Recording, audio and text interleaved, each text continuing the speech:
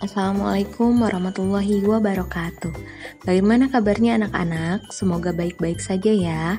Nah, kali ini kita akan melanjutkan pembelajaran bahasa Indonesia, materi menentukan ide pokok. Kalian tahu apa itu ide pokok? Ide pokok adalah gagasan yang menjadi dasar sebuah paragraf. Ide pokok disajikan ke dalam bentuk kalimat utama. Kalimat utama yang memuat ide pokok bisa berada di awal paragraf, tengah, atau di akhir paragraf.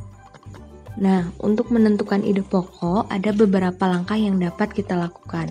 Pertama, kita harus membaca paragrafnya dengan cermat. Yang kedua, cermati kalimat pertama dalam setiap paragraf hingga kalimat terakhir, mana yang merupakan gagasan pokok dan mana yang merupakan gagasan penjelas atau pengembang.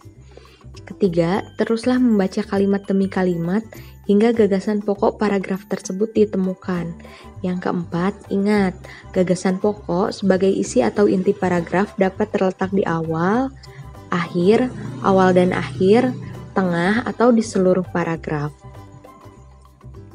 Nah, kalian pasti sebelumnya sudah membaca teks mengenai organ gerak manusia dan hewan ini kan?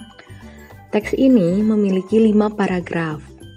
Dalam setiap paragraf di teks ini ada 1 ide pokok, sehingga totalnya ada 5 ide pokok.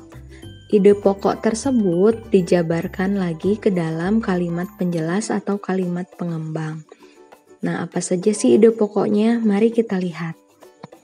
Pada paragraf pertama, ide pokoknya ada di kalimat pertama, yaitu salah satu ciri dari makhluk hidup adalah bergerak.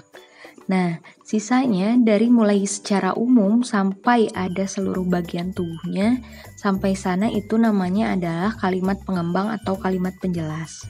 Nah, pada paragraf kedua, ide pokoknya adalah gerak pada manusia dan hewan menggunakan organ gerak yang tersusun dalam sistem gerak. Sedangkan dari kalimat organ gerak hingga dan sebagainya itu adalah kalimat pengembang atau kalimat penjelas. Pada paragraf ketiga, ide pokoknya organ gerak pada hewan dan manusia memiliki kesamaan. Nah, sementara kalimat alat-alat gerak yang digunakan pada manusia dan hewan sampai yang terakhir yaitu suatu sistem yang disebut sistem gerak, itu namanya adalah kalimat penjelas atau kalimat pengembang. Kemudian pada paragraf keempat, ide pokoknya tulang disebut alat gerak pasif karena tulang tidak dapat bergerak dengan sendirinya. Nah, sementara kalimat ini dijelaskan lagi lebih rinci pada kalimat tanpa adanya alat gerak aktif yang mengaruhi sampai sistem gerak manusia dan hewan, itu namanya kalimat penjelas karena menjelaskan lebih rinci dari ide pokok yang tadi. Pada paragraf kelima, ide pokoknya, otot disebut alat gerak aktif karena otot memiliki suatu senyawa kimia yang membuatnya dapat bergerak. Nah, sisanya kalimat selanjutnya itu disebut kalimat penjelas atau pengembang karena menjelaskan lebih rinci dari ide pokok yang ada. Seperti itu ya. Nah, ini selanjutnya adalah tabel mengenai ide pokok dan kalimat pengembang.